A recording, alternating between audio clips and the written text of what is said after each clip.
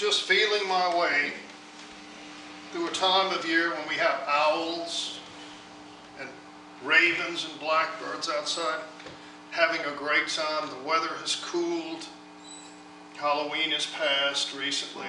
Football season is, you know what that's doing. Everyone watches that. And this is the first time I've had, I mean, this is a pure pleasure or something. I'm certainly trying to find my fingers underneath this, and it's quite different from a Sidekick amp which I bought in London in 1984. It's an excellent amplifier, but it's not as powerful as this one. And as I said, I've been playing the clean setting on this amplifier with a wah-wah pedal for the last 2 years, sometimes with and sometimes without the wah-wah pedal. The wah-wah pedal is very old. It's one of the original, not the first years that it was made, but an early version of the Crybaby wah-wah system. And I bought it in Shreveport for a very little bit of money. It was very reasonably priced used wah-wah, and it had certain, it had been worn, you know, it had been used, but it gave me a sound that I was satisfied with. And by unscrewing the bottom out of it and working with some of the wiring and so forth, I've been able to get a pretty good response from such an old piece of equipment. And many of the very finest electric players, Clapton, I mean, I don't know for certain what wah-wah system he used. I know he bought it in New York, his first one, but I don't know for sure that it was a Crybaby. But the Crybaby has a sound that I've heard in various recordings. Some of this is assumed, meaning I'm not absolutely certain. I haven't looked this up. I haven't written them for information. But it sounds to me like Robin Trower might have used these at some time in his career. Jimi Hendrix might have used them. Eric Clapton may have used them. Jimmy Page may have used them. Jeff Beck may have used them. That's a pretty good list of heavyweights. Other players that I'm very fond of, I like Andy Powell, I like Mel Galley. There's just so many good ones. And the American players, I don't know if Roy Buchanan used too much wah-wah pedal, but I'm very fond of the way he plays. Danny Gatton was a fan of Roy's, and also a great musician. And I'll put some film of him up today on my Facebook page. He was an interesting man, to say the least. Very kind of all-American guy, you know. Not a lot of guys play guitar as well as Danny Gatton that also can build automobiles. I'm not saying it's unheard of, but it's not what you normally run into. My skinny little hands, I don't know, you know. I can tinker with things and make things work. I've always been able to do this since I was a little boy. I could build fishing reels and stuff. I used to be into fishing when I was a boy, big time. And I could take apart an ambassador reel, take every screw apart, clean it, you know, and put it right back together, and I could do it from memory.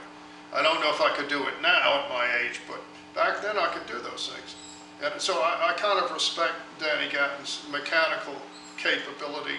And recently I've come to understand that a number of these guitars that are so legendary, you know, they build and rebuild and modify and put guitars together from various, you know, they might go to Fender Amplifiers Corporation, or in the state of Tennessee, I think is one of the places where you could do this at one time. And they would buy various parts to guitars and sort of assimilate them, get the best of each. They might say, for instance, get 3 to 6 bodies for Stratocasters that were not used by the company because the Strat body had a knot of wood in it or something like that that wouldn't have any effect on the instrument sound, but it just, for the aesthetic appearance of it, they don't use it. And these are sold very inexpensively if you know who to ask.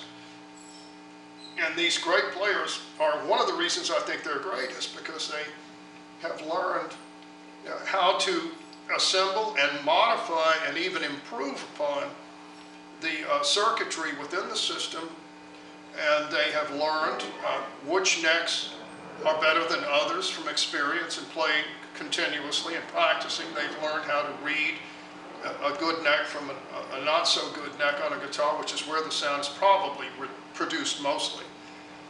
And you know, so there are a lot of things that, I mean, I didn't pick up a guitar until I was 29 years old. So for me to be even trying to do this is a bit madness. It's a bit mad, it really is. But I've enjoyed it. I kind of, at times when I can get it going, I love it, you know. And I can't say that I had a magnificent Jardé. Jardés are oboes that are hard to find anymore. Jardé died in the 1940s or 50s. He was a French maker.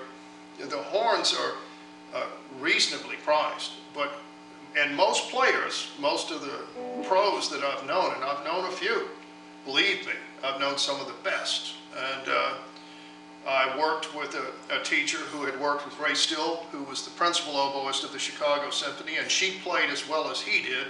In my opinion, she was better than he was, or as good. She was amazing. A German girl, she came down and worked at the Shreveport Symphony for a few years to improve her resume.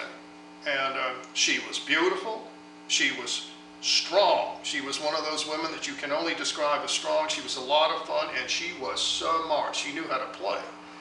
And, you know, she didn't think anything of the Jardé. You know, she wanted to play Lorraine instruments. Those were the vintage instruments of the day. Those were the Stratocasters or the Les Pauls of the oboe world, and they're produced in Paris. Now, there's one recently that I've seen some films in the last few weeks called Hobart.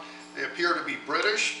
I would be willing to try any horn. I mean, I consider myself at one time a bit of a master on that instrument, and I would be willing to try any horn and try it out and give it a chance. You know, I'm open-minded. You have to be.